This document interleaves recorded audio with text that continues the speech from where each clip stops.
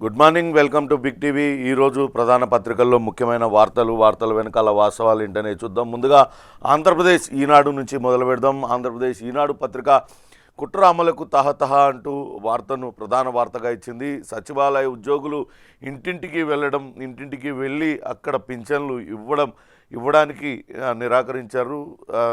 ప్రభుత్వం నిరాకరిస్తూ ఉంది. ఎవరైతే పింఛన్దారులు లబ్ధిదారులు ఉంటారో వాళ్ళే సచివాలయాలకు, అంటే స్థానిక గ్రామ సచివాలయాలకు వచ్చి వాళ్ళే పింఛన్లు తీసుకోవాలంటూ చెప్తుంది. కానీ ఇప్పుడు కుట్ర అమలు చేయడానికి అటు వైసీపీ ప్రభుత్వం ప్రయత్నిస్తూ ఉంది. ఖజానా మొత్తం ఖాళీ చేసి ఆ నెపాన్ని టీడీపీ మీద వేసే ప్రయత్నం చేస్తుంది అంటూ ఆ టీడీపీ నేతలు ఆరోపణలు చేస్తున్నారు. ఎన్నికల ముందు అటు ఈ పెన్షన్ల పంపిణీ అనేది కొంత అక్కడ రాజకీయంగా చిచ్చురేపుతుందనే చెప్పాలి. ఇంటింటికి వెళ్ళి పింఛన్లు ఇవ్వడం కుదరదట, అడ్డుకునేందుకు సెర్ప్ సీఈఓ మురళీధర్ రెడ్డి విశ్వప్రయత్నం. మెజారిటీ కలెక్టర్లు ఆమోదం తెలిపినా పట్టి అటు ఇంటింటికి పెన్షన్లు వాలంటీర్లు తీసుకెళ్లి ఇవ్వడం కుదరదంటూ ఆయన చెప్తున్నారంటూ వార్తనిచ్చారు. సచివాలయ ఉద్యోగులు ఇంటింటికి వెళ్ళడం ఇప్పుడే కొత్త అన్నట్లుగా వైసీపీ ప్రభుత్వం మురళీధర్ రెడ్డి హంగామా చేస్తున్నారు. కులగణన పేరుతో సచివాలయ ఉద్యోగుల్ని ఇంటింటికి పంపారు. గతంలో అంతా కూడా ప్రభుత్వం సచివాలయ ఉద్యోగులనే వాడుకుంది. ఇప్పుడు చూస్తేనేమో వాళ్ళని పంపడానికి కుదరదు అంటూ చెప్తుంది. ఎందుకు ఇలా చేస్తుంది? కేవలం ఖజానాలో డబ్బులు లేవు, పింఛన్లను ఆపివేసింది టీడీపీ అనే నెపం టీడీపీ మీద వేయడానికి అటు వైసీపీ ప్రయత్నిస్తుంది అంటూ వార్తనిచ్చారు. ఇక మరో ముఖ్యమైన వార్త, అటు జగన్ ఆస్తుల కేసులో విచారణ జాప్యానికి కారణం ఏంటి? 4 వారాల్లో అఫిడవిట్ దాఖలు చేయాలంటూ సుప్రీంకోర్టు అటు సిబిఐకి ఆదేశాలు జారీ చేసింది. సీఎం జగన్మోహన్ రెడ్డి ఆస్తుల కేసు విచారణలో జాప్యానికి కారణాలేంటో చెప్పాలంటూ సిబిఐని సుప్రీంకోర్టు ఆదేశించింది. అటు కారణాలు ఏంటో చెప్తూ అఫిడవిట్ దాఖలు చేయాలంటూ గతంలోనే చెప్పినా ఎందుకు స్పందించలేదంటూ సిబిఐ తరపున న్యాయవాదిని నిలదీసింది. హైదరాబాద్ సిబిఐ ప్రత్యేక కోర్టులో జగన్మోహన్ రెడ్డి కేసులకు సంబంధించి విచారణ కొనసాగుతుంది. ఆయన ప్రత్యేకంగా అనుమతి తీసుకున్నారు, వ్యక్తిగత విచారణ నుంచి మినహాయింపు తీసుకున్నారు. ఆయన హాజరు కావడం లేదు. A2గా ఉన్న విజయసాయిరెడ్డి హాజరు కావడం లేదు. మిగతా నిందితులు కూడా చాలా వరకు హాజరు కావడం లేదు. వాళ్ళ తరపు న్యాయవాదులే హాజరవుతూ ఉన్నారు. ఎప్పటికప్పుడు జగన్మోహన్ రెడ్డి బెయిల్ రద్దు చేయాలనో, లేకుంటే ఈ కేసు విచారణ త్వరితగతిన పూర్తి చేయాలనో గతంలో అటు రఘురామకృష్ణంరాజు పిటిషన్ దాఖలు చేశారు. దానికి సంబంధించిన విచారణ నిన్న జరిగింది. 4 వారాల్లోపు ఎందుకు జాప్యం జరుగుతుంది, ఈ కేసు విచారణలో తెలపాలంటూ సిబిఐకి అటు అఫిడవిట్ దాఖలు చేయాలంటూ ఆదేశాలు జారీ చేసింది. దాంతో సిబిఐ 4 వారాల్లో అఫిడవిట్ దాఖలు చేసే అవకాశం ఉంది. అట్లనే కేసుకు సంబంధించి విచారణ కూడా వేగవంతం అయ్యే అవకాశం కూడా స్పష్టంగా కనపడుతుంది. ఇక రఘురామకృష్ణంరాజు నిన్న హైదరాబాద్లో మీడియాతో మాట్లాడారు. ఆయనకి ఇటీవల బీజేపీ నుంచి టికెట్ నాశించారు. బీజేపీ నుంచి టికెట్ రాలేదు. దాంతో అటు చంద్రబాబు నాయుడు పైన తీవ్రస్థాయిలో మండిపడ్డారు. తాను నమ్ముకున్న తనకే సీట్ ఇప్పించలేకపోతే భవిష్యత్తులో అటు ఏ రకంగా కొట్లాడి పోలవరం పూర్తి చేస్తారు, రాష్ట్రం అభివృద్ధి ఎలా చేస్తారంటూ ఆయన విమర్శించారు. నిన్న దానికి సంబంధించి మీడియా సమావేశం ఏర్పాటు చేశారు. ప్రజల కోసమే తాను ఒంటరి పోరాటం చేస్తున్నాను, నీ ఎంతనే నువ్వెంత అని ప్రశ్నించిన వ్యక్తిని నేనంటూ ఆయన మాట్లాడారు. అటు జగన్కు వ్యతిరేకంగా ప్రాణాలకు తెగించి తాను పోరాటం చేస్తున్నా, రానున్న ఎన్నికల్లో జగన్మోహన్ రెడ్డి కావాలా వద్దా అనే అంశంపైనే జరుగుతున్నాయంటూ ఆయన రచ్చబండ కార్యక్రమంలో మాట్లాడారు. జగన్మోహన్ రెడ్డి పైన మోపిన 11 ఛార్జ్షీట్లు, ఏదైతే క్విట్ ప్రోకో కేసులో జగన్మోహన్ రెడ్డి పైన 11 ఛార్జ్షీట్లు అయ్యాయి. దానిలో 3000కు పైగా వాయిదాలు కోరితే సిబిఐ న్యాయస్థానం అనుమతించింది. 1000 సార్లు వాయిదాలు కోరిన వ్యక్తికి సంబంధించిన కేసుల విచారణ అతిగతి లేకపోవడం దురదృష్టమన్నారు. ఈ రాష్ట్రంలో ఎవరూ స్పందించడం లేదు. అందుకే పక్క రాష్ట్రానికి కేసు బదిలీ చేసి అక్కడ విచారణ జరిపించాలంటూ ఆయన కోరుతూ ఉన్నారు. దానికి సంబంధించిన వార్తను ముఖ్యమైన వార్తగా ఇచ్చారు.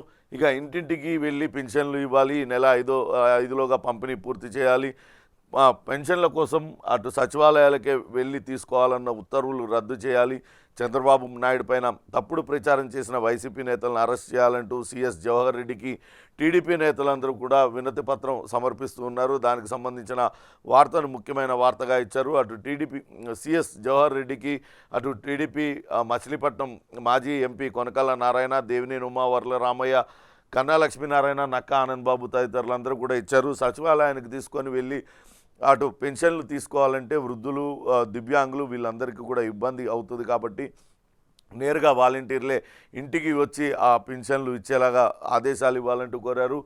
ఈ నెల 5వ తారీఖులోగా ఆ పంపిణీ పూర్తి చేయాలంటూ, పూర్తి చేసేలా ఆదేశాలు ఇవ్వాలంటూ సీఎస్కు వినతి పత్రం ఇచ్చారనే వార్తను కూడా ఇచ్చారు. ఇక ఇంటి వద్ద పింఛన్ ఇవ్వకపోవడం వైసీపీ కుట్ర, ఖజానా ఖాళీ చేసి తెలుగుదేశంపై దుష్ప్రచారం, విమర్శలను తిప్పికొట్టండి అంటూ నేతలతో నిన్న చంద్రబాబు నాయుడు టెలికాన్ఫరెన్స్ నిర్వహించారు. దానికి సంబంధించిన వార్తను కూడా ముఖ్యమైన వార్తగా ఇచ్చారు. ఇక అవినిగడ్డ శాసనసభ్యుడు, మాజీ శాసనసభ్యుడు మండలి బుద్ధప్రసాద్, ఆయన గతంలో డిప్యూటీ స్పీకర్గా కూడా పనిచేశారు ఉమ్మడి ఆంధ్రప్రదేశ్లో. ఆయన నిన్న జనసేన పార్టీలో చేరారు. ఇప్పటికే జనసేన అక్కడ అభ్యర్థిని, అవినిగడ్డ నియోజకవర్గానికి సంబంధించి అభ్యర్థిని ప్రకటించింది. అయినప్పటికీ కూడా మండలి బుద్ధప్రసాద్ ఆయన నిన్న జనసేనలో చేరారు. ఈ మొన్న జగన్మోహన్ రెడ్డి ప్రభుత్వం ఏర్పడిన తర్వాత 5 సంవత్సరాలలో మొత్తం వ్యవస్థలన్నింటినీ కూడా సర్వనాశనం చేసేశారు. వేల కోట్ల విలువైన వనరులను, సహజ వనరులన్నింటినీ కూడా దోచుకున్నారనే విమర్శను అటు మండలి బుద్ధప్రసాద్ చేశారు. వైసీపీకి కొంత, అటు జనసేనకు కొంత కలిసి వచ్చే అంశంగానే దీన్ని చూడాలి. ఎందుకంటే అక్కడ కాపు సామాజిక వర్గానికి సంబంధించిన ఓట్లు ప్రభావితం చేస్తాయి. అట్లనే మండలి బుద్ధప్రసాద్ వివాదరహితుడిగా, అవినీతి మరక అంటని నేతగా, రాజకీయాలలో సౌమ్యుడిగా పేరుంది. దాంతో అటు అవినిగడ్డ నియోజకవర్గానికి ఇప్పుడే అభ్యర్థిని ప్రకటించిన నేపథ్యంలో ఆయన ప్రభావం అంతో ఇంతో ఉంటుంది. అట్లనే అటు మచిలీపట్నం ఎంపీగా కూడా బుర్రగడ్డ వేదవ్యాసుని ప్రకటించారు. ఆయనకు మచిలీపట్నం ఎంపీ సీటు కూడా జనసేన పోటీ చేయబోతుంది. బాలశౌరిని అక్కడ అభ్యర్థిగా ప్రకటించారు. ఇదంతా కూడా కొంతవరకు కలిసి వచ్చే అంశంగానే జనసేన భావిస్తుంది. ఈ నేపథ్యంలోనే మండలి బుద్ధప్రసాద్ జనసేనలో చేరిక అనేది కొంత ఇంపార్టెన్స్ కలిగి ఉందనే చెప్పాలి. ఇక ఆంధ్రజ్యోతి విషయానికి వస్తే, వంచన వైసీపీదే అంటూ ముఖ్యమైన వార్తగా ఇచ్చారు. ఏదైతే వాలంటీర్లపై ఈసీ నిర్ణయానికి కారణం వైసీపీనే, వారిని సొంత పార్టీ కార్యకర్తల్లా వాడుకున్నారు, వైసీపీ బ్రాండ్ అంబాసిడర్లు అంటూ చెప్పారు. ఎన్నికల 2 నెలల ముందు నుంచే పార్టీ సేవలోకి తీసుకున్నారు, రాజీనామాలు చేసేయాలని ఎప్పుడు ఆదేశాలు, అధికారమే ముఖ్యం, అందుకే ఈ కుట్ర అంతా కూడా వైసీపీదే. పింఛన్ల గురించి ఇప్పుడు జరుగుతున్న రాద్ధాంతం అంతా కూడా జరగడానికి ప్రధాన కారణం జగన్మోహన్ రెడ్డి అని అంటూ వార్తనిచ్చారు. వాస్తవానికి దీనిపైన అన్ని రాజకీయ పక్షాలు తీవ్రమైన విమర్శలు చేస్తూ వస్తున్నాయి గత కొంతకాలంగా. అటు వాలంటీర్లందరూ కూడా సొంత పార్టీ కార్యకర్తల్లా వ్యవహరిస్తున్నారు, వైసీపీ కార్యకర్తల్లా వాళ్ళని వాడుకుంటున్నారు, ఇంటింటికి వాళ్ళని తిప్పుతూ జగన్మోహన్ రెడ్డి అమలు చేస్తున్న సంక్షేమ పథకాల గురించి వాళ్ళతో ప్రచారం చేయిస్తున్నారంటూ విమర్శలు చేస్తున్నారు. ఈ నేపథ్యంలోనే అటు ఎలక్షన్ కమిషన్ ఈ నిర్ణయం తీసుకుంది. దానికి కారణం జగన్మోహన్ రెడ్డే. ఇప్పుడు అటు పింఛన్లు అందకుండా ఉంటే వాళ్ళందరూ కూడా ఇబ్బందులు పడతారు కాబట్టి పింఛన్లు అందేలా చూడాలంటూ టీడీపీ డిమాండ్ చేస్తుంది. ఇక ఎన్నికల వేళ షాకులే అంటూ ఇచ్చింది. జనం పైన 1,148 కోట్ల రూపాయల ట్రూ అప్ ఛార్జీలు వేశారు. వేరియబుల్ ఛార్జీలతో కలుపుకుంటే 2,149 కోట్లు. గత ఏడాది ధరల సవరణకు జెన్కోకు అనుమతి, డిస్కంలకు ఏపీ ఈఆర్సీ ఆదేశించిందంటూ చెప్పారు.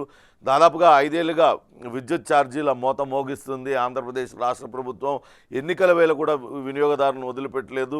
సర్దుబాటు ఛార్జీల కింద 1,148 కోట్ల రూపాయలను వినియోగదారుల నుంచి వసూలు చేయాలంటూ జెన్కోకు విద్యుత్ పంపిణీ సంస్థలను ఆంధ్రప్రదేశ్ విద్యుత్ రెగ్యులేటరీ సంస్థ నియంత్రణ మండలి ఆదేశించింది. 2018-19 నుంచి 2022-23 దాకా విద్యుత్ ఉత్పత్తి కోసం జెన్కో బొగ్గు, ఇతర ఇంధన ఉత్పత్తుల కోసం చేస్తున్న వ్యయాలకు, డిస్కంలకు సరఫరా చేస్తున్న విద్యుత్ ధరకు తీవ్ర వ్యత్యాసం ఉంది. దాన్నంతా కూడా ప్రజల నుంచే వసూలు చేయాలంటూ నిర్ణయం తీసుకుంది. ఎన్నికల సమయంలో కూడా జగన్మోహన్ రెడ్డి ఇటువంటి నిర్ణయం తీసుకున్నారు. ప్రజలపైన పెను భారం వేస్తున్నారు. దాదాపుగా వేరియబుల్ ఛార్జీలతో కలుపుకుంటే 2,149 కోట్ల రూపాయల ప్రజల మీద అదనపు భారం జగన్మోహన్ రెడ్డి ఎన్నికల ముందు వేస్తున్నారనే వార్తను కూడా ముఖ్యమైన వార్తగా ఇచ్చారు. మరో ముఖ్యమైన వార్త, కడప బరిలో షర్మిల దిగనుంది అంటూ ఆ వార్తనిచ్చారు. నిజంగానే కడపలో కనుక షర్మిల పోటీ చేస్తే అక్కడ పోటీ రసవత్తరంగా సాగుతుంది. ఇప్పటికే అక్కడ వైసీపీ ఎంపీగా ఉన్న అవినాష్ రెడ్డి పైన రకరకాల ఆరోపణలు చేస్తూ ఉన్నారు. వివేక హత్య కేసులో నిందితుడు, ఆయన బెయిల్ రద్దు చేయాలంటూ అటు సునీత పోరాడుతుంది. సునీత పోరాటానికి మద్దతు తెలుపుతుంది షర్మిల. ఇప్పుడు షర్మిల కనుక లోక్సభ బరిలో దిగితే అక్కడ పోటీ ఏ రకంగా ఉండబోతుంది, అటు వైసీపీకి అభ్యర్థి గెలుస్తాడా లేకుంటే టీడీపీ ఇప్పటికే అక్కడ భూపేష్ రెడ్డి అనే వ్యక్తిని రంగంలోకి దించింది, ఆయన ఓట్లు ఏ రకంగా పడతాయి, షర్మిల ప్రభావం ఎట్లా ఉంటుంది అనే దానిపైన కొంత చర్చ అయితే జరుగుతుంది. నిన్న ఆంధ్రప్రదేశ్లో 5 పార్లమెంటు అసెంబ్లీ స్థానాలకు అభ్యర్థుల్ని ప్రకటించారు. అటు రాజమండ్రి నుంచి గిడుగు రుద్రరాజు మాజీ పిసిసి అధ్యక్షుడు, కాకినాడ నుంచి పల్లం రాజు, ఇలా కొంతమందిని ప్రకటించింది ముఖ్య నేతలు. ఇక 114 అసెంబ్లీ అభ్యర్థులకు కూడా లైన్ క్లియర్ చేసింది. ఈరోజు ఇడుపులపాయలో షర్మిల ఈ జాబితాను ప్రకటించే అవకాశం ఉన్నట్లుగా వార్తనిచ్చారు. ఇక ఢిల్లీ లిక్కర్ స్కామ్లో ఢిల్లీ ముఖ్యమంత్రి కేజ్రీవాల్ ఆయన కస్టడీ ముగిసింది. 15వ తారీఖు వరకు జ్యుడిషియల్ కస్టడీ విధించారు. కేజ్రీవాల్ను తిహార్ జైలుకు తరలించారు. Ramayanam, Bhagavad Gita, how do prime ministers decide పుస్తకాలకు అనుమతి ఇచ్చారు. విచారణను తప్పుదోవ పట్టించేందుకు ప్రయత్నిస్తున్నారంటూ ఈ ప్రత్యేక కోర్టులో ఈడీ తరపు న్యాయవాది ఎస్వి రాజు చెప్పారు. పదవిలో ఉండి జైలుకి వెళ్ళిన తొలి సీఎంగా కేజ్రీవాల్ రికార్డు సాధించారంటూ వార్తనిచ్చారు. ఇప్పటికే ఆయన ఈడీ విచారణలో ఉండి కూడా అనేక ఉత్తర్వులు జారీ చేశారు. దానిపైన ఈడీ కూడా సీరియస్ అయిన పరిస్థితి ఉంది. ఇక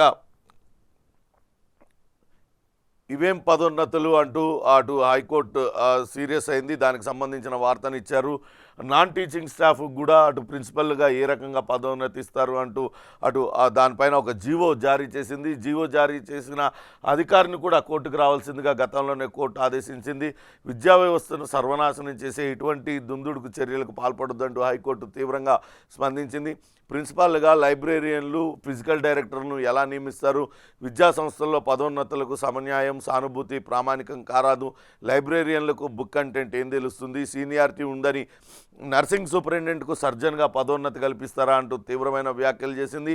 ఐఐటి, ఐఐఎం మెడికల్ కాలేజీలకు లైబ్రేరియన్లు, పీడీలు నేతృత్వం వహిస్తున్నారా, పాలన కోసమైతే ఎంబీఏలను నియమించవచ్చుగా, టీచర్లందరినీ డిస్మిస్ చేసి ఏఐ ఆర్టిఫిషియల్ ఇంటెలిజెన్స్ వాడొచ్చుగా అంటూ ప్రవీణ్ ప్రకాష్ పైన హైకోర్టు ప్రశ్నల వర్షం కురిపించింది. అటు విద్యార్థుల భవిష్యత్తు నాశనం అవుతుందంటూ వ్యాఖ్యానించింది. జీవో ఏదైతే జారీ చేశారో ఆ జీవోను మరోసారి పరిశీలించాలంటూ పునఃసమీక్షించాలంటూ ఆదేశాలు జారీ చేసిందనే వార్తను ముఖ్యమైన వార్తగా ఆంధ్రజ్యోతి ప్రచురించింది. ఇక సాక్షి చూసినట్లయితే మేమంతా మీ వెంటే అంటూ అటు జగన్మోహన్ రెడ్డి మేము సిద్ధం అంటూ బస్సు యాత్ర కొనసాగిస్తున్నారు. దానికి సంబంధించి మేమంతా మీ వెంటే ఉన్నామంటూ ముఖ్యమంత్రి వైఎస్ జగన్మోహన్ రెడ్డి బస్సు యాత్రలో జనగర్జన, అశేష జనవాహిని అంతా కూడా హాజరవుతుంది. పోటెత్తిన ప్రజాభిమానం, ఇసుక వేస్తే రాలనంతగా జనం, ఊరూరా గజమాలలతో ఘన స్వాగతం, మహిళా కూలీలతో జగన్మోహన్ రెడ్డి మాటామంతి, సామాన్య జనంతో మాట కలిపి మమేకమవుతున్నారు. సీఎంతో మాట్లాడేందుకు అక్కడ మహిళలు, యువతలందరూ కూడా పోటీ పడుతున్నారు. బస్సు వెంట యువత పరుగులు తీస్తున్నారంటూ వార్తనిచ్చారు.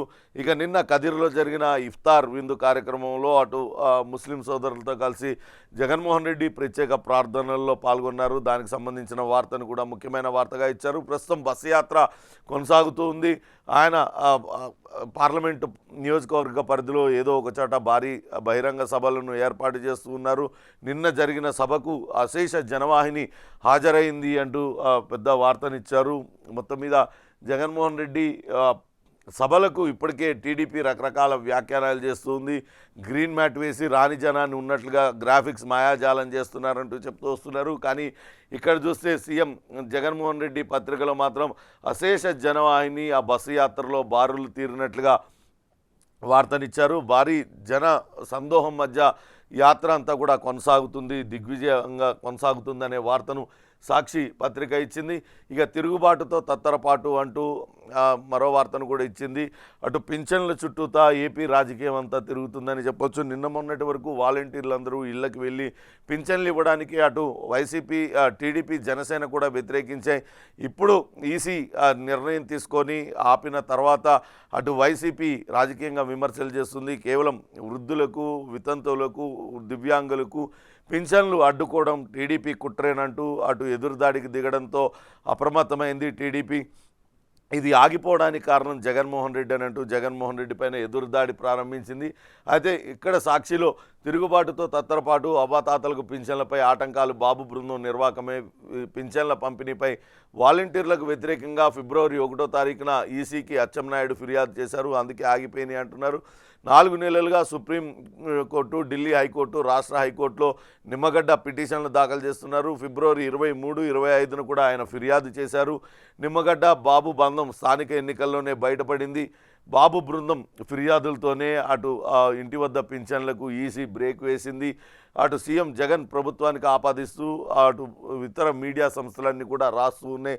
గతంలో విమర్శించిన సచివాలయ ఉద్యోగులతోనే పింఛన్లు పంచాలంటూ డిమాండ్ చేస్తున్నారు. లబ్ధిదారుల ఇళ్ల వివరాలు వారు ఎవరో ఒకరిపై ఆధారపడాల్సిందేగా ఇవన్నీ ఆలోచించి నిర్ణయం తీసుకున్న అధికారులపై అసత్య ప్రచారాలు చేస్తున్నారనే వార్తనిచ్చారు. వాస్తవానికి నిన్న మొన్నటి వరకు అటు వీళ్ళతో పింఛన్లు పంపిణీ కావచ్చు, ఇతరత్ర అన్ని పార్టీలు కూడా వ్యతిరేకించాయి. కానీ జగన్మోహన్ రెడ్డి మాత్రం తాను అనుకున్నది చేసుకుంటూ పోయారు. వాళ్ళతోనే పింఛన్లు కావచ్చు, ఇతర సంక్షేమ పథకాలన్నీ అందజేస్తూ పోయారు. ఇప్పుడు చూస్తే దానికి ఈసీ బ్రేక్ వేసింది. దాంతో అందరూ సచివాలయాలకు వచ్చి తీసుకోండి అంటూ చెప్పారు. దానిపైన ఇప్పుడు ఆ టీడీపీ రాద్ధాంతం చేస్తూ ఉంది. అసలు అడ్డుకున్నదే వాళ్ళు, ఇప్పుడు మళ్ళీ తిరిగి వాలంటీర్లతోనే పింఛన్లు పంపించాలంటూ వాళ్ళే ఇప్పుడు డిమాండ్ చేస్తూ ఉన్నారు. ఇదంతా కూడా పింఛన్ల చుట్టూ ఏపీ రాజకీయం తిరుగుతుందని వార్తను ముఖ్యమైన వార్తగా ఇచ్చారు. ఇక చంద్రబాబు పింఛన్లు ఆపడం మీ తరం కాదు, పేదోళ్ళ ఉసురు పోసుకొని నువ్వేం బాగుపడతావు అంటూ మాజీ మంత్రి మచిలీపట్నం ఎమ్మెల్యే పేరుని నాని చేసిన విమర్శలపైన తీవ్రమైన విమర్శలు చేశారు. దానికి సంబంధించిన వార్తను ముఖ్యమైన వార్తగా సాక్షి పత్రిక ప్రచురించింది. ఇక దిశ కనుక చూసినట్లయితే 4,000 కోట్ల రూపాయలు రుణం ఇవ్వాలంటూ ఆర్బీఐకి రాష్ట్ర సర్కార్ ఇండి పెట్టింది. అప్పులతోనే ఆర్థిక సంవత్సరం ప్రారంభం. గత ఏడాదంతా కూడా అప్పులే చేసింది. రుణాలు వచ్చాకే పెన్షన్లు, జీతాలు చెల్లిస్తూనే ఆర్థిక సమస్యలతో కొట్టుమిట్టాడుతుంది వైసీపీ ప్రభుత్వం అంటూ వార్తనిచ్చారు. వాస్తవానికి అటు 2 తెలుగు రాష్ట్రాల్లో కూడా గత ప్రభుత్వాలు చేసిన నిర్వాకాల వల్ల పూర్తిగా ఖజానా ఖాళీ అయిపోయిన పరిస్థితి ఉంది. ఇక్కడ తెలంగాణలో అటు గత సర్కార్ అనాలోచిత నిర్ణయాలు, ఇష్టారాజ్యంగా వ్యవహరించడంతో మొత్తం అప్పుల పాలైపోయిన పరిస్థితి ఉంది. అన్ని శాఖలు అప్పుల్లో మునిగి తేలుతున్నాయి. ఇప్పుడు అక్కడ జగన్మోహన్ రెడ్డి కూడా అంతే, సంక్షేమ పథకాలు అమలు చేయడానికి ఆయన బటన్లు నొక్కుతూ పోతూ ఉన్నాడు. అప్పులు ప్రతి వారం పోయి ఆర్బీఐ ముందు నిలబడాల్సిందే. వాళ్ళు అప్పులు ఇచ్చిన తర్వాతే అటు ఏ పథకానికైనా ముందుకు తీసుకెళ్లడం. ఉద్యోగులకి సరైన సమయానికి జీతాలు ఇవ్వలేకపోతున్నారు. ఉద్యోగులందరూ కూడా గగ్గోలు పెడుతున్న పరిస్థితి. తెలంగాణలో కూడా నిన్న మొన్నటి వరకు అదే పరిస్థితి ఉండేది. కానీ ఇప్పుడు అటు రేవంత్ రెడ్డి సర్కార్ ఏర్పడిన తర్వాత 1వ తారీఖునే ఉద్యోగులందరికీ కూడా జీతాలు వేస్తున్నారు. ఇక మరోసారి 4,000 కోట్ల రూపాయలు రుణం ఇవ్వాలంటూ ఆర్బీఐకి రాష్ట్ర ప్రభుత్వం అర్జీ పెట్టుకుంది. ఆర్థిక సంవత్సరం అంటే మార్చి అయిపోయింది. ఆర్థిక సంవత్సరం మొదటి వారంలోనే దేహి అంటూ అడుగుతున్నారంటూ వార్తనిచ్చారు. ఆంధ్ర అప్పుల కథ కొత్తగా మళ్ళీ ప్రారంభమైంది. కొత్త ఆర్థిక సంవత్సరం ఆరంభం కావడంతో కొత్త అప్పు కోసం అప్పుడే రాష్ట్ర ప్రభుత్వం ఇండెంట్ పెట్టేసింది. అక్షర క్రమంలో ముందుండే ఆంధ్ర నూతన ఆర్థిక సంవత్సరం యథావిధిగా అప్పులతోనే ప్రారంభం కానుంది అనే వార్తను ముఖ్యమైన వార్తగా దిశ పత్రిక ప్రచురించింది. ఇక వైసీపీ డ్రామా అంటూ అటు పింఛన్లకు సంబంధించిన వార్తను కూడా ముఖ్యమైన వార్తగా ఇచ్చింది. వాలంటీర్లతో బలవంతపు రాజీనామా, ఎన్నికల స్టంట్లో భాగమే రాజీనామా చేయాలంటూ ఎమ్మెల్యేలు ఒత్తిడి చేస్తున్నారు. 1,602 మంది బలవంతంగా రాజీనామా చేశారు, మూకుమ్మడిగా రాజీనామా చేశారు. రాష్ట్రంలో ఎన్నికల హీట్ పెరిగింది. వాలంటీర్లకు ఈసీ బ్రేకులు వేసింది. దాంతో వైసీపీ కొత్త డ్రామాకు తెరలేపింది. వాలంటీర్లతో రాజీనామాలు చేయిస్తుంది. అందుకే వాళ్ళందరినీ కూడా బలవంతంగా రాజీనామా చేస్తుంది. రాష్ట్ర వ్యాప్తంగా 1,602 మంది వాలంటీర్లు మూకుమ్మడిగా రాజీనామాలు చేశారు. ఈ రాజీనామాలంతా కూడా హాట్ టాపిక్గా మారింది. ఇప్పుడు వాళ్ళు పెన్షన్లు ఇవ్వాలి అంటూ టీడీపీ డిమాండ్ చేస్తున్న తరుణంలో వాళ్ళందరూ కూడా రాజీనామాలు చేయడం, ఒక రకంగా ఒత్తిడి తీసుకురావడానికి ఇదంతా కూడా వైసీపీ కొత్త డ్రామాకు తెరలేపింది. వాళ్ళందరినీ రాజకీయంగా వాడుకునేందుకు ప్రయత్నాలు కొనసాగుతున్నాయనే వార్తను ముఖ్యమైన వార్తగా దిశాపత్రిక ప్రచురించింది. ఇక కడపలో బిగ్ ఫైట్ ఉండబోతుంది. ఎంపీ బరిలో అక్క చెల్లెలు పోటీ పడుతున్నారు, అక్క తమ్ముళ్ళు పోటీ పడుతున్నారనే వార్తనిచ్చారు. ఇప్పటికే వైసీపీ కడప పార్లమెంటు స్థానానికి అటు ఎంపీ అవినాష్ రెడ్డిని ప్రకటించింది. తాజాగా నిన్న కాంగ్రెస్ హైకమాండ్ అక్కడ నుంచి షర్మిలను పోటీకి దించుతుంది. అటు త్రిముఖ పోరులో కూటమి అభ్యర్థిగా భూపేష్ రెడ్డి ఆయన పోటీ చేయబోతున్నారు. రసవత్తరంగా కడప పోరు మారుతుంది అనే వార్తనిచ్చారు. ఏం జరుగుతుంది అక్కడ? వైసీపీకి కంచుకోట, వాస్తవానికి అది రాజశేఖర్ రెడ్డి కంచుకోటగా చెప్పాలి. అది ఈసారి ఆ రాజశేఖర్ రెడ్డి వారసుడిగా ఎవరిని ఆదరిస్తారు? జగన్మోహన్ రెడ్డి నిలబెట్టిన అభ్యర్థి వైపు కడప పార్లమెంటు నియోజకవర్గ ప్రజలు ఉంటారా, లేకుంటే రాజన్న బిడ్డను అంటూ రంగంలోకి దిగిన షర్మిల వెంట వాళ్ళందరూ ఉంటారా అనేది ప్రస్తుతం రాజకీయ వర్గాల్లో హాట్ టాపిక్గా మారిందనే వార్తను దిశ పత్రిక ఇచ్చింది. మొత్తం మీద అటు రసవత్తరమైన పోరు కడప జిల్లాలో చోటు చేసుకుని కడప పార్లమెంటు నియోజకవర్గంలో రసవత్తర పోరు అయితే చోటు చేసుకుంది. ఇక పింఛన్ల చుట్టూ ఏపీ రాజకీయం తిరుగుతుంది. చూడాలి ఎటువంటి నిర్ణయం తీసుకుంటారు. ఈసీ చెప్పినట్లుగా సచివాలయ కార్యాలయాలకు వచ్చి లబ్ధిదారులు పింఛన్లు తీసుకుంటారా, లేకుంటే అటు వాలంటీర్లే వెళ్ళి పింఛన్లు ఇచ్చేలా మరోసారి ఆదేశాలు సవరించి ఇస్తారా అనేది కూడా వేచి చూడాలి. ఇది ఆంధ్రప్రదేశ్ విషయానికి ఆంధ్రప్రదేశ్ విశేషాలు.